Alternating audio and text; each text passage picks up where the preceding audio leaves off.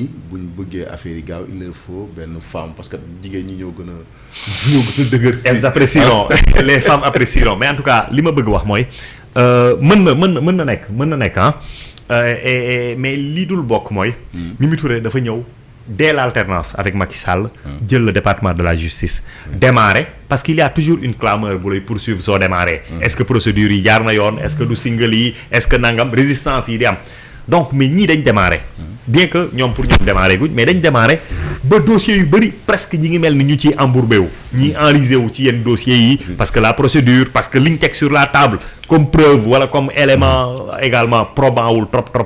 moom mu war a ñëw maintenant pour accélérer mais lan su fekkente ne dossier wu moor yi la su fekkente ne dossier wu moor yi la ça dépend de ñoom lan nañ am comme élément mais su fekkente ne da ngay naan jël dossier yi parce que am na dossier yu fi amoon dossiers yi sax mën nañ ko changer parce que amnistie bi jaar nañ fi mën nañ juger que ces dossiers sont caducs ñu ubbiwaat yeneen dossiers mais par contre les informations dont disposait l'État de par ses services de renseignement de par le tribunal la police nangam ces informations là duñ changer et information yooyu lan lañ wax dëgg sànq maa ngi tombé ci benn vidéo Macky Sall muy wax naan au moment où il était dans la salle des banquets mu ne au moment où nous nous réunissions peut-être que c'était le matin mu nekk dans l'après-midi am na benn jeune boo xamante ne qui a été tué te bal bi ko rey du balu force de l'ordre non jàpp nañ kenn koo xamante ne arme bi ñu ko fekkal dafa bokk ak benn bal boo xamante ne moom moo rey benn manifestant te kooku bokkul ci force de l'ordre yi donc ça veut dire que en tout cas mën nañ ci def nag l'essentiel ce n'est pas d'enclencher des procédures contre ces gens-là mais en tout cas su fekkente ne dañ ko bëgg def affaire fayantoo mooy ñu xam lan moo xew maintenant tout le monde est d'accord que su fekkente ne dañ jàpp ni amnistie bi dañ ko war a teg de côté wala bokk loolu bokk ci mais ñëpp d'accord nañ ni nañ def toute la lumière sur cette affaire-là et faire toute la lumière sur cette affaire mënul suggérer mukk ñu commencer diw ban bal moo ko rey après ñu jël kooku tëj ne affaire bi jeex na ah déedéet parce que li gars yi xaar ban bal moo ko rey su dee balu borom galoo la non kan moo ko jox est-ce que dafa jot ordre ñu retracer su dee balu keneen la kooku fan la bokk kan moo ko organiser kan moo ko financer ainsi de suite su boobaa ñu xam ñun lan moo xew après ñu dem ci leneen maintenant Bamba Cissé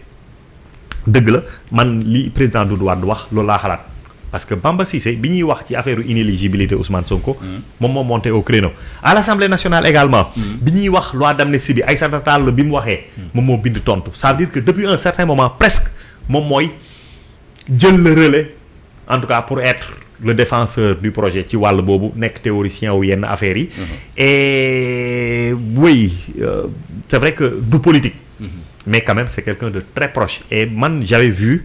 dans leurs actions que ñi ngi doon romb cadre défense d'un client pour dugg ci beneen domaine boo xamante ne domaine politique la aujourd'hui qu'il est nommé ministre je ne présume pas en tout cas je n'ai pas d'a priori défavorable ci moom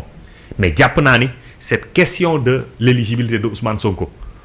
lu ko ñor la loo xamante ne dina ko jéem a lijjanti mais il y a également une autre question boo xamante ne soo dégloo le journaliste là qui est en France Cheikh Yérim mi ngi doon wax ne Ousmane Sonko amul dara ci renseignement yi amul renseignement yi amu ci il est totalement coupé des renseignements et peut-être que la venue de Bamba dina permettre au moins mu am une part des renseignements yoo xamante ne dina ko mën jot après même su fekkante ne dafay dem ci présidence maintenant su dul loolu soo seetloo il y a l'entrée attendue et remarquable de Déthié Fall Déthié Fall duñ dellu si ci fi mu jaar ak gars yi avant ñiy jël nguur gi ak bi ñu jëlee nguur gi ba ni mu leen fekkee mais par contre Déthié moom nekk na quelqu'un pour qui j'ai vraiment un a priori favorable et jàpp naa ni liñ ko jox amul du am en tout cas techniquement du am benn jafe-jafe pour doxal ko moom ak ses services du am benn jafe-jafe pour doxal ko maintenant am naa une crainte parce que dafa am une grande première boo xamante ne en soi peut-être même que cela m'agrée mooy Ousmane Sonko dafa ne dañu centraliser infrastructure yëpp parce que da nga doon gis justice am na un département pour ay infrastructure tabax prison construction des édifices ak yooyu noonu enseignement amoon na ko supérieur amoon na ko peut-être que d'autres santé am na ko nangam ñu ne yooyu yëpp dañ koy centraliser loolu yëpp suñ ko centraliser problème bi Déthié xam nañ ni ku mën synthétiser agrégé ainsi de suite donc loolu du nekk problème bi mais problème bi difficulté bi mën na nekk ci la collaboration maintenant de ñooñu nga xamante ne ñoom lañ déshabillé pour jox leen ko parce que fii Sénégal la je ne pense pas Ousmane Sonko ci bi muy expliquer sax wax na ay waxu xaalis détournement nangam c'est-à-dire que dafa mel ni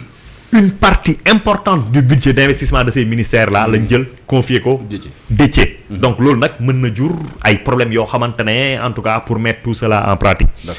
maintenant également il y a l'entrée de Amadou Ba Amadou Ba je pense que il avait fini de s'enliser également dans le champ parlementaire et qu'il fallait c'était un soldat qu'il fallait sauver ñu jëlee ko foofu jox ko lu am solo muy culture muy tourisme muy artisanat maintenant c'est vrai que soo demee domaine bu mel ni culture tourisme surtout soxla na beaucoup de réformes ci textes yi réglementaire loi nangam est-ce que loolu moo tax ñu jox ko yóbbu ko fa mais xam naa ni mën na am ñaari jafe-jafe c'est-à-dire que le management ministériel xamu ko daf koy jàng xaw ma fan la doon liggéeyee wala fan la jóge mais xamaluma ko lu war a tax nga xamante ni dina yomb ci moom mais également secteur yi ñu ko jox tourisme mais dafa am ay techniciens dafa am ñu ko xam c'est pas simple et soo xoolee ki fa jóge mais kooku tamit bokk na ci flop yi gën a mag man mosuma gis ministre boo xamante ne tourisme non mais yëngalul deful vraiment c'était compliqué pour lui donc ñu jox ko tourisme jox ko artisanat jox ko culture après culture est-ce que culture industrie créative rek la est-ce que culture industrie rek la parce que culture dafa am loo xamante ne mooy les valeurs de civilisation yi nga xamante ne moom mooy fonder société yi c'est-à-dire que loolu tamit ci culture nga koy fekk am na ñuy wax ne Abdou Diouf moom moo conseillé Macky Sall ne ko le département de la culture dafa ëpp pour Youssou Ndour parce que intellectuellement culture c'est-à-dire que du rek ay création du waaw c'est pas du folklore c'est pas de l'industrie genre affaire yooyu noonu il y a autre chose est-ce que il a cette épaisseur là pour comprendre yooyu pour doxal yooyu loolu leneen la mais surtout xam nga nous sommes dans des difficultés économiques ñu war a dem vers une relance mais tourisme ak artisanat dañ bokk ci mamelles yi nga xamante ne c'est des mamelles pourvoyeuses d'emploi mais de richesse également ñu jël ñett yooyu yëpp jox ko Amadou Ba est-ce que du diis pour moom parce que loolu moo amoon sport bi ñu dugalee culture donc bii nii est-ce que du diis pour moom en tout cas pêle-mêle loolu mooy les observations yi nga xamante ne peut-être su fekkee am na question d'accord dinaa ñëwaat si yow bon il y a un internaute qui dit que Medina Fall il dit que li wër mooy Diomaye jox na ko lépp il parle de Sonko si lu ñu mooy gis parce que foofu laa bëggoon a ñëw sa président mooy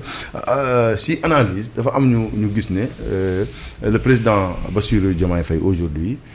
c'est un président boo xam ne amul dëgg-dëgg mais sur ces ministres wala boog ministre de souveraineté yi aujourd'hui ce sont des hommes de confiance de Ousmane Sonko d'abord est-ce que yow sa gis-gis loolu la beneen bi mooy est-ce que bu fekkee loolu moo am par exemple qu'aujourd'hui ministre de souveraineté yu mag yooyu